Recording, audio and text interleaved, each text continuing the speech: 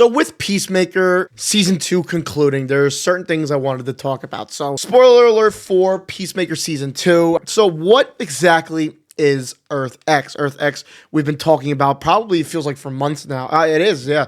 It's been feeling like months now. That's where Peacemaker is. And Earth X is basically a terrible place where the Nazis won World War II, and this is kind of the universe that's kind of the aftermath of it, which is a very interesting concept that they're going with here. So, a world where Superman didn't grow up in Kansas, but instead in the Nazi-controlled Europe. So how exactly did this happen, without really going into more of a history lesson? It started before the end of World War II. And on this earth, Hitler's regime was actually collapsing and everything was playing off exactly how it was going. However, this is where Superman comes in. He did not crash in Kansas, but rather crashed in Europe. And of course, the Nazis found this baby. They studied the technology, reverse engineered all the alien metal, and used it to create advanced weapons like flying machines, energy cannons, and pretty much everything that could really genetically put them ahead of the Allies. They used this power to crush the Allies. Nazis officially won World War II. Of course, with all of that technology and them, that baby growing up in the ideology of the Nazis, the baby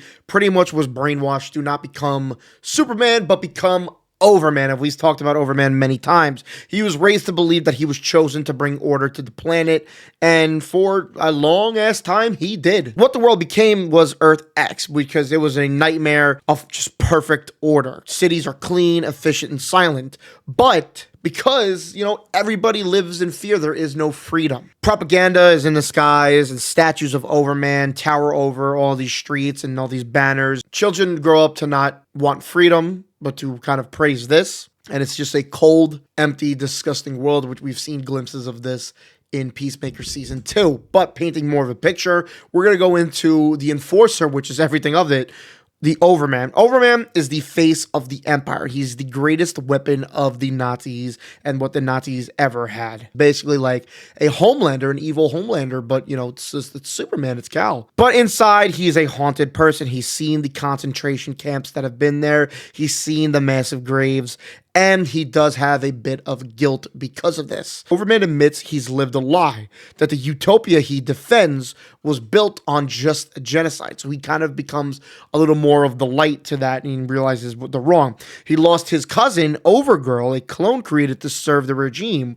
When she dies, it really does push him to the edge of this is not the right thing to be doing. But there is somebody also I want to talk about this, Leatherwing. And you were saying, who the hell is Leatherwing? It is Batman. So, Leatherwing, the Earth X version of Batman, he isn't the Dark Knight we know. On this world, he is just a vigilante. He is an enforcer, a commander using fear, torture, and surveillance to crush dissent. He believes discipline equals peace. He is, of course, still brilliant and loyal to the regime. If Overman is the muscle, Leatherwing is basically the smarts of it. He's the mind of the entire regime. Basically what Batman would be without compassion, in a way. Somebody I really wanted to talk about, and we've seen him now, and it's going to get a little spoilery, is Peacemaker's brother, Captain Triumph, because there's something that really is interesting. He was actually a hero and a symbol of unity, but on Earth X became the voice of the regime. He's basically the voice, the spokesman for the regime. He tells everyone that peace has been achieved, but never really mentions what exactly happened in order to achieve what they call peace. Leads these parades. He's just basically the mascot, the voice, like I said.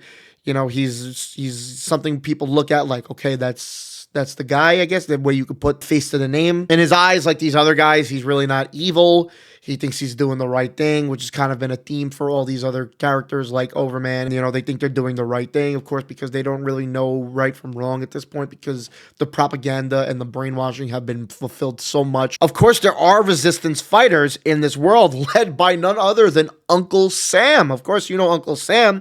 They're an underground resistance movement fighting from the shadows. They include Ray, Phantom Lady, Dollman, and Black Condor, who use stolen technology and guerrilla tactics to combat the regime. There's a notable thing where they actually defeat, in a way, Overman, like more of Metropolis they defeat, and Overman is left stunned and thinking, what the hell is this? We could get into it later on about, what happened to Overman. Maybe we'll do it in another video of how he kind of combated, and, I can research it a little more. But, you picture, it's basically a world you could picture where there is no freedom, there is no diversity, There is no open minds. There is no nothing besides that one thing. It's a terrible world, and obviously you can see it in Peacemaker season 2, right when Captain Triumph sees Adebayo and the words he says. I mean, you could just see the world is just white. It is a crazy world, and of course, thankful to not live in that. And it really goes to show how dark things can get. And you add the element of superheroes like Superman and Batman being these evil guys, and it is a really compelling story, and it's fucked up, man. But that's pretty much a little quick overview of what Earth X is if you're a little confused. Basically, the Nazis won. There is no diversity. There is no freedom. It's all ran off of fear. It all is a terrible place to live.